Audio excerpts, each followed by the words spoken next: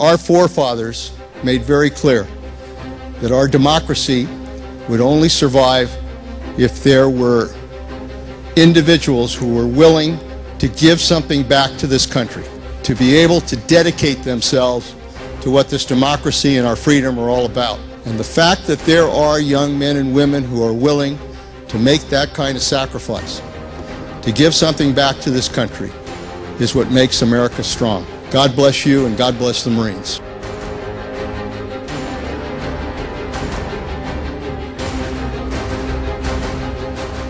Since our first call to duty 237 years ago, Marines have established a reputation as bold innovators and elite warriors, anchored by our sense of honor and love of country. The service of Marines during conflict, peace, and uncertainty has demonstrated an ageless ethos of fidelity and courage that has established who we are. The State Department confirmed the U.S. diplomatic mission in Benghazi, Libya, was under attack. An ambassador to that country was murdered last night along with 3 other Americans. City of Benghazi, the second attack on overseas U.S. Marine rapid response team sent to Libya. A Marine team is now making its way to Sudan to deal with the aftermath. U.S. Marine rapid response team is in Yemen's capital following the violent attacks on the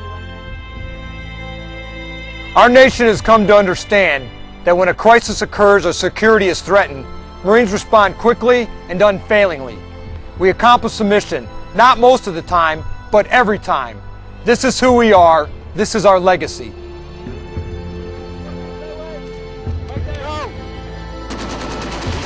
Responding to crisis with the same tenacity of today's United States Marines, the leathernecks of our greatest generation answered the clarion call 70 years ago.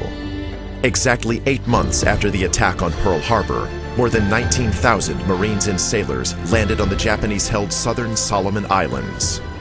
The ensuing battle for Guadalcanal would begin a hard-fought and epic 6-month campaign that would mark a turning point in the Second World War. Guadalcanal was probably one of the most important battles to really occur during World War II. It was the very first ground offensive that was going to be conducted against the Imperial Empire of Japan. The most important thing about Guadalcanal was it really did turn back the tide.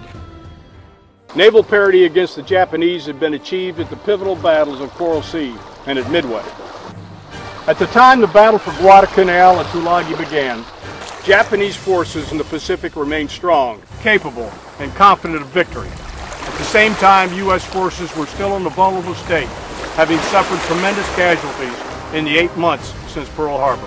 In the late summer of 1942, upon learning Japanese forces were building an airfield in the southern Solomons, the U.S. Joint Chiefs of Staff made the decision to seize the key islands of Guadalcanal and Tulagi. Although newly arrived in the Pacific, the 1st Marine Division, under the command of Major General Alexander Vandegrift, was selected to make the critical landings. Henderson Field was essential. It was an unsinkable flat top. Without it, we had no air defense at all. During 1 week in late August and early September alone, some 5,000 Imperial troops landed and were thrown against the Marines' defensive perimeter. The constant attacks tested resolve, but the line was held.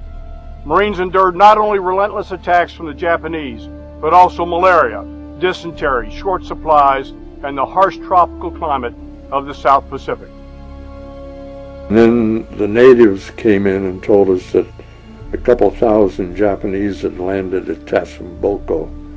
Edson asked permission to go, and we destroyed Kawaguchi, destroyed his rear echelon. We captured his heavy weapons, and we captured all of his food stuff. We were ordered back to amphibious area where Vandegrift had his headquarters. Edson wanted to stay and tackle the tail end of Kawaguchi's brigade that was headed up toward Henderson Field.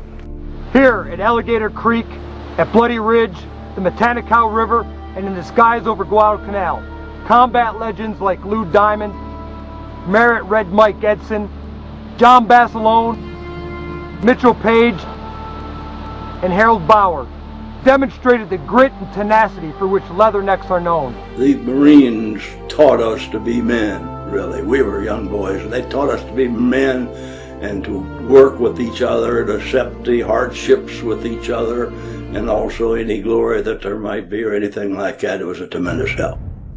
The total cost to the Guadalcanal campaign was high. On the ground, almost 1,600 officers and men were killed. 1,152 of them were United States Marines. The wounded numbered almost 5,000. The Japanese, in turn, lost close to 25,000 men on Guadalcanal to combat, illness, wounds, and starvation. As significant as the physical destruction of Japanese forces by a combined arms team was, the Guadalcanal campaign was also a psychological victory for the American public. On a level playing field, the best forces of the Japanese Empire had been defeated. As we pay homage to that victory of 70 years ago, we reflect on the personal courage and sacrifice of those who fought on Guadalcanal. Now memorialized with humble headstones and name inscriptions like these here at the American Cemetery in the Philippines, we honor and remember those who gave so much. Guadalcanal was their last offensive action. After Guadalcanal, the Japanese were on the defensive throughout the Pacific. Following the repulse of the Japanese counterattack early in the battle, General Vandergrift described his young Marines by saying, "These youngsters are the darndest people you ever saw when they get started." With the same spirit as the Marines of World War II, who fought for honor and for country, today's Marines, nearly all who joined since 9/11, continue to follow the colors into harm's way, knowing full well what the hardships they will endure. We started taking machine gun fire from multiple positions. Our heavy guns, or 50 caliber Mark 19, started engaging. I was posted up into rear security, and as I was doing so, I heard some arguing going around a tall wall. I popped that corner. I shot 2 bursts, about 15 rounds apiece.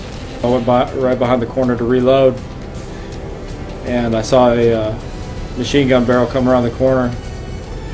So I grabbed it, I punched the guy, threw him up against the wall. The combat valor, confident professionalism, and selfless commitment of today's Marines stand with any in our history. All of us in the Marine Corps family realize our role as America's premier crisis response force. We remain the first to fight. We will continue to be faithful to our nation and to one another, and never take for granted the blessed liberty our country has given us. My service, I feel, is dedicated to those young Marines, the ones that are really putting their lives out there on the line. The 17, 18, 20-year-old that raises his right hand and says, "I'll volunteer for my country." And it's all about protecting people who need protection. And when you need support, you call the Marines, and the Marines go in and they do a phenomenal, phenomenal job. He's chosen to become a United States Marine, and to be, you know, to choose a selfless career of service and sacrifice. I'm humbled by, you know, by that choice that he's made. We serve, we all sacrifice. We have the eagle, globe, and anchor tattooed on our soul. In the last 10 years of war, nearly 14,000 Marines have given more. And despite their wounds, they're not done giving. They're not done living. They're thriving. I truly believe I do more now than I did before I was injured. So minus 2 legs, I am a wounded warrior who is going to Georgetown in snowboards. And you know, those kind of things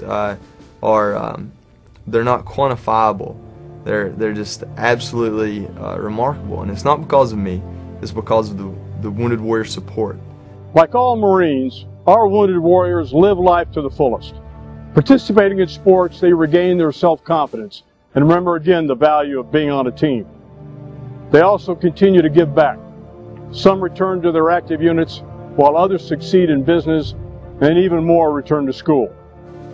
Regardless of hardships resulting from their wounds, these warriors demonstrate some of the purest qualities of Marine selflessness. I believe every Marine from boot camp gets taught that you don't represent yourself anymore. You represent your country, you represent the Marine Corps, and you represent, most importantly, the ideals that the Marine Corps puts first. Just remember that there's no limitations to what you can do. Those guys at Walter Reed are proving that every day. For the rest of the Marine Corps, just remember that those guys are still your brothers, and they're out there still fighting the fight every day. As we celebrate this year's birthday, take time to reflect on all our Corps has accomplished. Remember those who fought on Guadalcanal. Honor the sacrifice of our many brothers and sisters, and remember those that have gone before. Continue to do great deeds and endure. I'm proud to protect my country and to serve in the footsteps of those men and women who have served before me. I'm forever grateful for those who have given the ultimate sacrifice and for those men and women who still continue to sacrifice. Our Corps will continue to be defined by our ability to successfully respond to the world's most challenging and chaotic situations. For honor and for country, we'll maintain our world-class standards of discipline, always remembering who we are. Take pride in all that you've accomplished, and know that Sergeant Major Barrett and I appreciate your enduring fidelity, your hard work, and your sacrifice. Happy birthday, Marines, and Semper Fidelis.